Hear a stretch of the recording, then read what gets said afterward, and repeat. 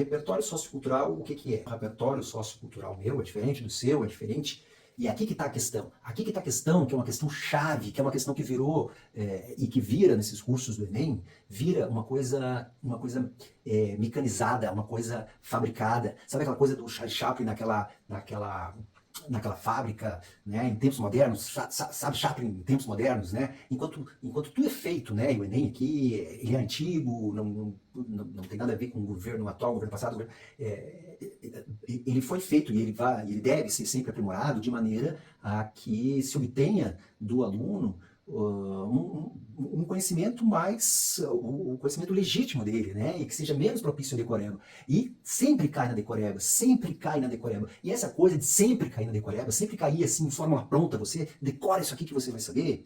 Cara, é bom, para você passar na prova do Enem, mas dali em diante você vai passar você vai para uma faculdade, você vai levar isso assim para sua vida, você vai levar fórmulas prontas, como eu estou falando aqui do repertório sociocultural, porque existe essa tendência, existe essa linha opa, já fiquei ali. E existe essa linha de vender fórmulas prontas de repertório sociocultural, porque as pessoas, pressupondo que as pessoas não têm repertório nenhum, primeiro que assim, a pessoa que te propõe repertório sociocultural, ela está te chamando de burra.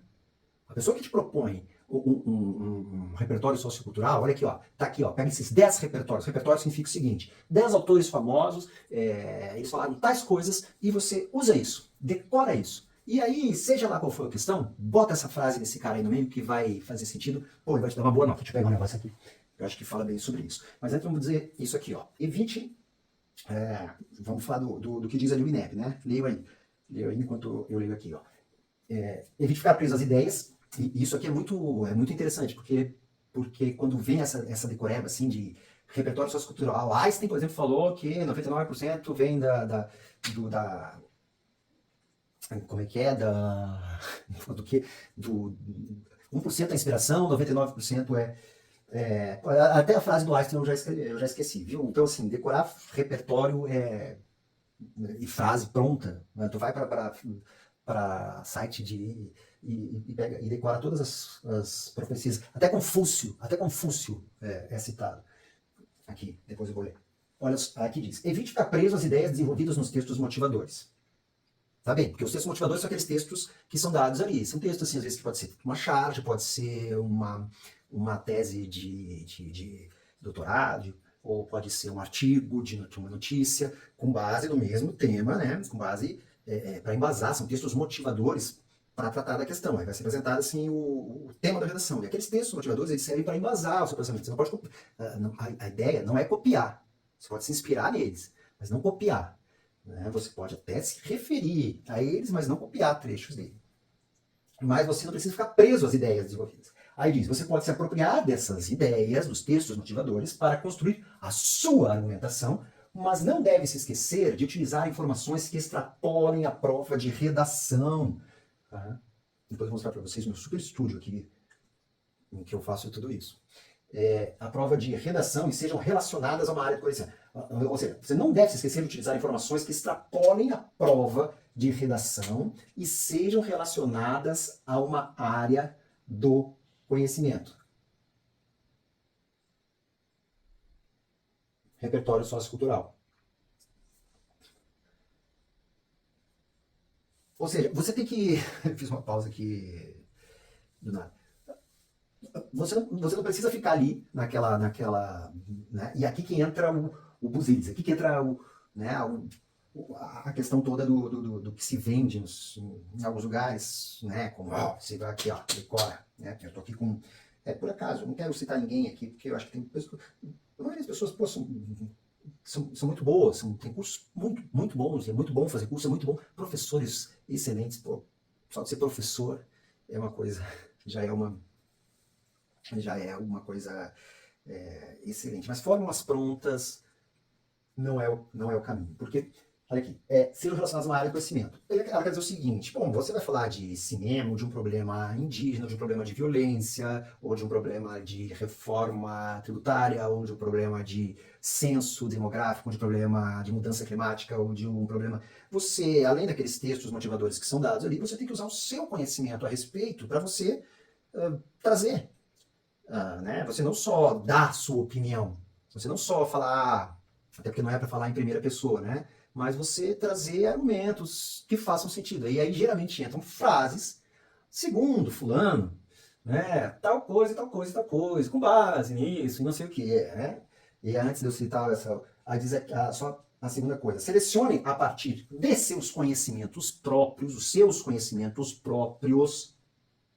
E é claro que quem vai ler a sua redação, ninguém vai saber, não, ele conhece, ele sabia disso aqui, mas assim, é mais legítimo, eu não estou falando de ética aqui, de antiética ou de ética, sabe, não tem nada de errado decorar, mas, cara, vai servir pra quê na vida isso, né? Eu acho que tem questões práticas, quer passar nem quer, passar nem quer, mas tem questões práticas assim, pô, vai decorar repertório, em vez de fazer uma questão, que eu vou falar mais adiante no final, em vez de fazer uma coisa muito mais óbvia e muito mais fácil e muito melhor para a tua vida, tá aqui dito, seus conhecimentos próprios, e você tem muito conhecimento próprio, você tem certamente tem muita experiência de vida, menos que eu, não sei que você tenha mais de 45 anos, esteja fazendo o Enem também, porque eu vou fazer o Enem. Você tem muito conhecimento próprio, e mesmo sendo mais novo que eu, também tem mais conhecimento próprio, assim, o conhecimento não se mede só pelo que você sabe, se mede pelo que você vive, se mede por uma série de coisas. Então, selecione a partir de seus conhecimentos próprios, e não apenas dos textos motivadores, informações diárias do conhecimento pertinentes ao tema e articule-as de modo produtivo no seu texto, evidenciando que ela serve a um propósito muito bem definido. Essas ideias que você vai falar, que são o tal do repertório, você tem que articular evidenciando que serve a um propósito muito bem definido. 2 pontos, o que é depois de 2 pontos, serve também para dar uma ênfase. 2 pontos, esse é o propósito bem definido. Ajudá-lo a validar seu ponto de vista. Então, se é questão indígena, se é questão do senso, você citar Einstein, vai ficar um pouco estranho, né? Não sei, talvez Einstein tenha falado alguma vez sobre... Mas você tem que evidenciar que serve a um propósito bem definido. E aí depois diz aqui, ó, o que é Genially, é genial, ó. Eu fiz isso aqui no Genially, é uma plataforma. Informações, que deveria estar me pagando você estar fazendo esse vídeo aqui, né? Eu vou ter que assinar ela para tirar o olhinho. Informações e citações soltas no texto, por mais variadas e interessantes que sejam, pode botar lá se a frase do cara, sei lá, quem foi o maior, não sei, né? Todo mundo cita, vamos lá, começando com Platão. Platão é o rei das... Né? Depois vem Aristóteles, depois vem Sócrates e... Né? Cita algum grego aí, cita um grego qualquer, né? Cita algum grego, tá na moda agora o Marco Aurélio, né? Das meditações do Marco Aurélio. Né? Esses livros aí de autoajuda, né? Que assim, são travestidos de filosofia, mas são autoajuda. Por mais variados e interessantes que sejam, é super interessante, mas não tem nada a ver com o tema. Perdem sua relevância quando não associadas produtivamente à defesa do ponto de vista desenvolvido em seu texto. Entendeu? E aí eu entro na seguinte questão, cara. É isso aqui que eu ia ler para vocês, assim, porque tem muitos sites, muitas pessoas de boa vontade, né, homens de boa vontade e pessoas de boa vontade que dizem que preparam citações, sabe, e às vezes dão um contexto, pegam frases, trechos de livro, né, porque assim, não basta a citação, você tem que tentar dizer assim, se a pessoa falou isso, né, vou ler alguns aqui, mas não quero citar fonte que eu gosto, não é uma crítica a um site, porque todo site que ajuda, né, tem o propósito de ajudar, mas, por exemplo, ele cita, tem vários, né, sites que citam, assim, frases que você pode usar nesse repertório, nessa parte em que você tem que usar o seu conhecimento. Se a educação sozinha não transforma a sociedade, sem ela tampouco a sociedade muda. Citação, ela diz aqui que ela precisa fazer parte do seu repertório. Ela precisa fazer parte do seu repertório. Cara, você tem que ter isso no seu repertório. Ela é uma frase dita por Paulo Freire, patrono da educação brasileira, importante educador. Maravilha. Vamos ler Paulo Freire. Você pode inseri-la em redações com temas relacionados à educação e o seu poder transformador. Massa, né? Massa, super massa. Então você vai lá, decora Paulo Freire, decora essa frase, Paulo Freire, e se tratando de educação, lá no meio se mete um. Se a educação sozinha não transforma a sociedade, sem ela tampouco a sociedade muda. Aí você vai perder um tempo decorando. Se a educação sozinha transforma a sociedade, sem ela tampouco a sociedade muda. Se a educação sozinha, não, Paulo Freire. Paulo Freire foi isso é um. Aí depois, tem outras que são. Aí tem outras. A educação nunca foi despesa, sempre foi investimento com retorno garantido. Essa aqui é de William Arthur Lewis, economista britânico que ganhou o Prêmio de Ciências Econômicas em 1979. Se ela manda essa aí também. Né? Aí decora outra, assim, ó, frágeis usam a violência, os fortes as ideias. Né? Então você está escrevendo lá que o censo 2000, eu estou falando do censo porque são coisas agora, né? Que outras coisas podem cair, né? Tem tantas questões envolvendo problemas, envolvendo questões sociais no Brasil, seja do racismo estrutural, seja da violência doméstica, seja... Nossa, tem tantos problemas, e aí você vai lá e diz, frágeis usam a violência e os fortes as ideias. Augusto Cury, médico psiquiatra, até famoso, aí autoajuda, nada contra ele, a frase dele certamente não deve ter sido dita para ser citada, né? É fácil de lembrar, ainda diz assim, pode ser utilizado em termos relacionados à violência, por exemplo. Então, aí você bota lá, frágeis usam a violência, os fortes as ideias, né? Imagina o cara que está corrigindo ali, frágeis usam a violência, os fortes, frágeis usam a violência, um monte de redação com as mesmas frases, né? A quarta, o homem está condenado a ser livre, pois uma vez lançado ao mundo, ele é responsável por tudo que faz. Jean Paul Sartre, que é um francês, filósofo, crítico, não. Mas aí ninguém leu esses caras, né? Ninguém lê eles. Aí tem que pegar o contexto, esse cara foi isso, foi aquilo, e ele disse que o homem está condenado a ser livre, não sei, nada é permanente exceto a mudança. Heráclito de Éfeso, né? Tinha que ter lá um cara das antigas. Só sei que nada sei. Sócrates, pô, essa é maravilhosa, né? Isso aí poderia colocar no início da redação e terminar com ela, né? Olha, só sei que nada sei. Até porque Sócrates não deixou nada escrito, diz até que porque ele não sabe, ele chegou a essa conclusão, então ele falou, não vou escrever nada, porque eu não sei de nada e eu não quero deixar registrado no papel, tô dando um contexto aqui sobre Sócrates, viu, mas que não é para usar nem, mas porque ele não quis deixar registrado no papel, né, isso, claro, também não é uma coisa comprovada, porque ele poderia mudar de opinião dali em diante, se aquilo ficasse registrado, ficaria consolidado como uma coisa que, né, então até ele, né, depois vem Platão, né, discípulo dele, e aí Platão sim falou sobre Sócrates. E aí vem outras frases e tal, mas aí meu ponto é o seguinte, que é sobre citar o repertório social. Duas dicas, e aí eu termino com essas duas dicas. Não decore falsos repertórios. Falsos repertórios pelo seguinte, porque não são seus, cara.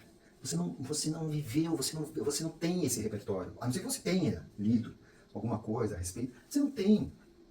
E não é pra... Não tem nada de mal você... De novo, eu não estou entrando na questão ética, não ética. Cara, a gente quer passar neném, todo mundo, se não sabe uma questão, vai lá e chuta, é óbvio, né? Não, eu vou ser o cara que, se eu não sei, eu vou dizer... Não é isso. Você, veio a frase, mas é mais fácil. E eu digo mais fácil mesmo. É mais fácil. Aqui eu não estou fazendo uma questão de, poxa, é mais... Isso aqui, eu estou fazendo dois pontos, né? Um que é para a vida, assim, né? Que é, você vai ficar usando esse tipo de método para ficar passando depois também na faculdade, usando... E outra que é mais fácil, você fazer essa outra coisa aqui. Essa outra coisa aqui é muito mais fácil do que você ficar decorando repertório. Mas você pode ler. É isso que eu estou falando. Porque quando você lê, você vai, primeiro, você vai, acho que agora dá pra deixar a TV desligada, né? E ler em geral, ler muito, ler livro. Não só livro, ler jornal. Aí são as duas coisas. Ler livro e ler jornal. Né? Livro porque você entra, livro, nem preciso dizer porquê, mas você entra a fundo em questões, você entra numa leitura mais aprofundada, isso favorece o pensamento crítico, que é aquilo que a gente fala no canal, que a gente cita bastante, que é importante, o pensamento crítico, se formar. E o segundo jornal é porque o jornal traz as atualidades, né? Então você se informar sobre as notícias, se informar sobre o que está acontecendo de agora em diante. Agora em diante eu estou falando porque agora é julho, né? Talvez você esteja assistindo esse vídeo, sei lá, faltando 2 dias pro Enem. Aí você, se quiser, entre em contato comigo, que a gente tenta fazer alguma coisa para, se você ainda não trabalhou bem a redação. Mas de agora em diante, assim, aproveita para ler. Separa um tempo para ler com calma, com foco. e autores variados. Não precisa ser os autores mais famosos do mundo que tenham soluções para todos os problemas do mundo e todos os problemas que eventualmente possam ser tema de uma redação do Enem. Eu peguei 2 livros por acaso aqui. Tem 3, tem 4. Jornal. Jornal lê assim, lê todo dia. Lê todo dia jornal. Pega o hábito de ler jornal todo dia. Até porque isso é uma outra questão. Educação midiática. Assim, é muito importante, também vai cair muito essa questão de fake news. Pode ser até que seja um tema da redação, né? Embora já seja, já tenha um bom tempo a questão das fake news, mas elas continuam. É um problema tão sério que ela já está sendo que já está sendo abordada a educação midiática na escola para que saibam as crianças e os alunos a diferenciar a verdade do que é falso, a entender quais são as notícias verdadeiras, mas ler em boas fontes noticiário. E aí o noticiário que você deve ler, não, o ideal seria tudo que você se informe a respeito dos acontecimentos mundiais, brasileiros, do seu estado, da sua cidade, né? E da sua comunidade, o que é mais difícil ter, né? Mas os assuntos relacionados, principalmente no caso do Brasil, ao Brasil, né? E ao mundo também. E aí, dentro dessas escolhas de temas para ler em jornais diários, são temas relacionados à política, não no sentido, não no sentido de disputas políticas, mas no sentido de ler sessões de política, porque ali ali são tratadas questões como, por exemplo, eu citei a questão da reforma tributária, né, da reforma tributária, que é o assunto do momento agora, mais adiante vai ser um outro assunto, né, o Brasil tem essa questão do federalismo no Brasil, que é uma questão que tem décadas e décadas de o Brasil ser ou não ser um Estado federalista, outro assunto muito bom para você ler e que o noticiário ele traz com bastante frequência, né, que é a participação dos estados e dos municípios no bolo de receitas, e não só de receitas de impostos, mas também na participação e na responsabilidade de políticas públicas. Olha aí, mais um tema que pode servir para o Enem. Estou dando um monte de tema aqui. Porque o federalismo é uma questão que nunca tem solução, né? Às vezes uns puxam mais para a União, outros puxam, né? Um país das dimensões continentais como o Brasil é muito difícil que essa situação seja equalizada sem um entendimento um pouco maior. É por isso que a reforma tributária demora anos para ser concluída. Mas é um assunto do momento. E você lendo política, lendo quem é o presidente da Câmara, quem é o presidente do Senado, como é que eles... Você vai estar por dentro ali de assuntos do dia a dia que vão te ajudar a conhecer os personagens. Conhecer os personagens da vida real, os políticos da vida real. E aí, pode fazer o seu julgamento, ter a sua ideologia, óbvio, né? Mas ler para entender, ou para saber quem são as pessoas, como é que é o processo ali do dia a dia, das negociações políticas, ler política nesse sentido, ler economia, ler cotidiano, matérias de geral, matérias envolvendo assuntos comuns da sociedade brasileira, tem, né, casos de racismo, casos de violência, casos de... Né, tá por dentro desses assuntos com base no noticiário, em notícias, porque assim você lê e você se informa. E você está bem informado é uma coisa muito importante, porque o Enem cada vez mais cobra temas, ou trata de temas, os temas, inclusive, de outras, não relacionadas à sua redação, mas com base na atualidade, com base no que você, a partir daquele conhecimento de história e de outros conhecimentos que você aprendeu no ensino médico, você pode interpretar o presente, né? E principalmente colaborar para um futuro mais próspero para o Brasil e pronto. E aí, livros, né? Não preciso dizer, aí você pode ler livros e formar seu próprio repertório. Ler, anotar, não necessariamente decorar a frase em si, mas se você lê alguma coisa que, sabe, porque da mesma maneira que eu li ali umas citações que não fazem sentido, como só sei que nada sei, do Sócrates, não faz sentido no sentido de que, pô, tu botar isso numa redação, só sei que nada sei, eu vou citar 4 exemplos aqui, e de novo repetindo, quem chegar até o final, porque o final vai ser antes, mas o final vai ser agora, daqui a 2 minutos. Bota ali, cheguei até o final e quero 3 livros. Primeiro que colocar isso nos comentários, ganhar 3 livros, a gente entra em contato, passa o meu contato, você manda seu endereço, eu despacho por Sedex. 3 livros, eu digo que os que eu tenho, eu me desfiz porque não cabe na minha humilde área, muitos livros físicos, eu tenho muitos no Kindle, mas eu tenho muitos, e tem umas relíquias, que essas daqui eu não posso dar. Essas aqui eu ganhei do meu pai, que ganhou do pai dele, que é uma coleção, toda a obra completa de Machado de Assis, de 1950, edição de 1950 e poucos. E Machado de Assis, vocês sabem, um dos maiores escritores brasileiros, né, se não o maior de todos os tempos. Ele, além desses livros, né, que vocês já conhecem bem, Memórias Póstumas de Brás Cubas, Dom Casmurro, tenho todos eles aqui, nessas encadernações assim, bonitas, assim, bem velhas. Assim, ele tinha também, ele escrevia semanalmente na imprensa, né? E aí ele tinha uma crônica chamada Semana. E, por exemplo, se a gente pega, isso é muito legal, porque você vê como o mundo funcionava naquela época. Ele fazia uma crônica da semana dele.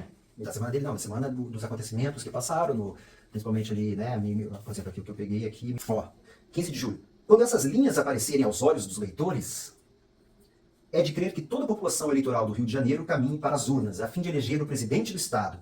Renhida é a luta, como na Farsália de Lucano, pela tradução de um finado sabedor de coisas latinas. Aí ele cita, né? Nos altos, frente a frente, os dois caudilhos, sôfregos de ir-se as mãos, já se acamparam. Bota isso aqui de repertório. Não bota, é que eu não estou te indicando repertório. Vai formar o seu repertório. Não sei, ele continua, não sei quem seja aqui César nem Pompeu. Contento-me em que não haja morte de homem, nem outra arma além da cédula. 1894, 15 de julho, indo às urnas, população do Rio de Janeiro, para votar em presidente do Estado. Presidente do Estado, 1894, né? República da Espada, né? Era o Floriano? Era Floriano, né? Presidente, o Império já tinha sido, né? A República já era República. E daí ele fala assim, da cédula, né? Então, tudo a ver, né? Sabe, naquela época, o voto, né? Sabe? A escravidão já tinha sido abolida, porém não votavam negros, mulheres, pessoas que não tinham dinheiro, o voto era aberto. Aí ele fala assim, se falo na batalha de hoje, não é que me proponho a cantá-la. Eu, nestas campanhas, sou um simples suetônio, curioso, anedótico, desapaixonado. Assim que, propondo aos meus concidadãos uma reforma eleitoral, não cedo a interesse político nem falo em nome de nenhuma facção. Obedeço ao nobre impulso que eles mesmos reconhecerão se me fizerem o favor de ler até o fim. Ninguém ignora que nas batalhas como a de hoje costuma roncar o pau. Esta arma, força é dizê-lo, anda um tanto desusada, mas é tão útil, tão sugestiva, que dificilmente será abolida neste final do século e nos primeiros anos do outro. Não é épica nem mística, está longe de competir com a lança de Aquiles ou com a espada do arcanjo, mas a arma é como o estilo. A melhor é que se adapta ao assunto. Que viria fazer a lança de Aquiles entre um capanga sem muito menos que o vulgar cacete? Nada a ver. E aí essa parte aqui. Que viria fazer a lança de Aquiles entre um capanga sem letras e um eleitor sem convicção? Muito menos que o vulgar cacete. A pena, o bico de pena, segundo a expressão clássica, traz vantagens relativas. Não tira sangue de ninguém. Não faz vítimas, faz atas, faz eleitos. O vencido perde o lugar, mas não perde as costelas. É preciso forte vocação política para preferir o contrário. Hein? Teve chato aí, fazendo. Então, Machado de Assis, né? Mais um repertório. Obrigado mais uma vez por seguir o Tendo a Pensar e até a próxima.